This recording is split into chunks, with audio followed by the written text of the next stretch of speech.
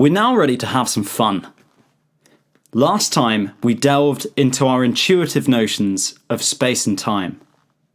Today, we look at how we must modify them. We now want to insist, in accordance with experimental fact, that all observers moving at a constant speed measure the relative velocity of light as the speed of light, regardless of where the light originated from. In this video, I'll try and strike a delicate balance between mathematics and physics. I want you to try and gain a physical picture of what's going on, whilst at the same time benefiting from the precision in understanding that the mathematics has to offer.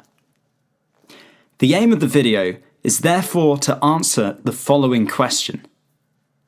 How can we modify the equations that take us from one reference frame and back in such a way that when the velocity of an object in one frame of reference is equal to the speed of light, c, the velocity of this object is also equal to the speed of light, c, in every other reference frame. This video will use some maths, so to get the most out of it, follow along with a pen and some paper. Feel free to pause the video between each step to make sure you really understand what's going on. And if you're stuck, feel free to leave a comment. Okay, let's begin by making it completely clear that our original equation to change frame of reference, x prime is equal to x minus vt, does not incorporate this property of light. Let's say that in our reference frame, using x coordinates, we fire a laser to the right. The grown-up way of expressing this is to say that the derivative of the laser beam's x coordinate with respect to time, dx by dt, is equal to c. If you don't know calculus, think about this as the amount the laser beam's position changes in a really short amount of time. Now, look what happens when we differentiate our equation. We see that dx prime by dt is equal to dx by dt minus v. Plugging in dx by dt is equal to c, we observe that the velocity of the laser beam from the x prime's perspective, dx prime by dt, is equal to the speed of light minus v.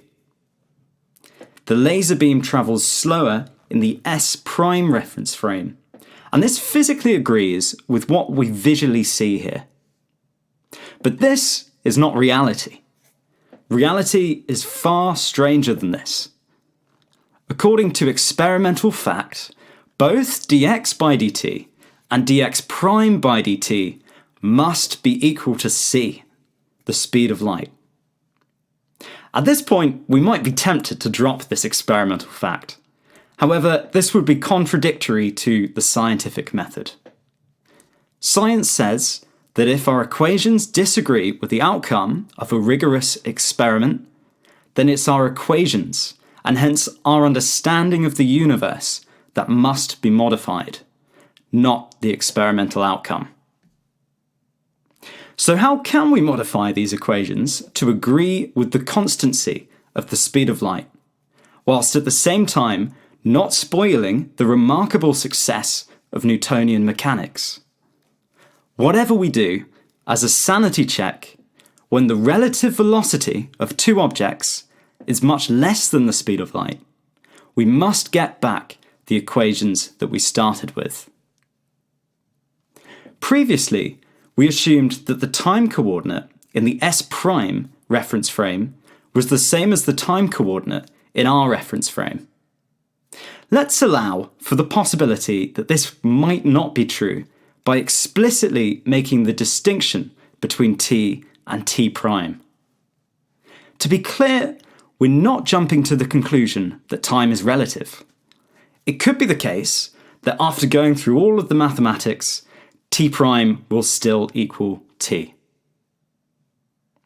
Now, it's essential that our transformations take us from constant velocity observers to constant velocity observers.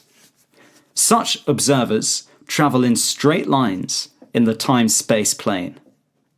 Therefore, our transformations must take us from straight lines to straight lines. Mathematically, these transformations must be linear, meaning that they can't contain any x squared or t squared terms, as these would map straight lines into curves. The most general modification we can make to our transformations are therefore to multiply each term by an arbitrary constant. However, there is an even further restriction that we can place on these constants. If at time t is equal to 0, we have an object at x is equal to 0 and x prime is equal to 0, and this object is moving to the right, then it must satisfy simultaneously x prime is equal to 0 and x is equal to vt. If we plug this into our equation, we see that this is only satisfied when a1 and a2 are equal. The most general modification we can make is therefore to multiply our reference frame changing equation by a constant. We will call this constant gamma. Gamma completely encodes the departure from Newtonian mechanics into special relativity. But what is gamma? We're now in a perfect position to find out. We will find out by thinking about a light beam. In our frame of reference, the light beam travels at the speed of light and satisfies x is equal to ct. In S prime, the light beam also travels at the speed of light and so satisfies x prime is equal to c t prime. These must hold simultaneously in both reference frames, and so we can plug them into our equations and they must remain true. We know that gamma must be independent of t and t prime, as these equations are linear. So therefore, it makes sense to try and eliminate these variables somehow. Let's start by rearranging equation 1 to get the ratio of t prime and t. First, divide both sides by c. Now, factor out t and divide both sides by it. Now, let's use equation 2 to also get the ratio of t prime and t. Again, divide both sides by c. Now, factor out t prime and divide both sides by gamma 1 plus v over c. And finally, divide both sides by t. Now that we have two equations for the ratio of t prime and t, we can equate them. And what we're left with is an expression for gamma that's independent of t. Expanding the brackets and taking the square root, we're left with two solutions. One positive and one is negative. Remember, we want our equation to give us back our original transformations when v over c is much less than 1.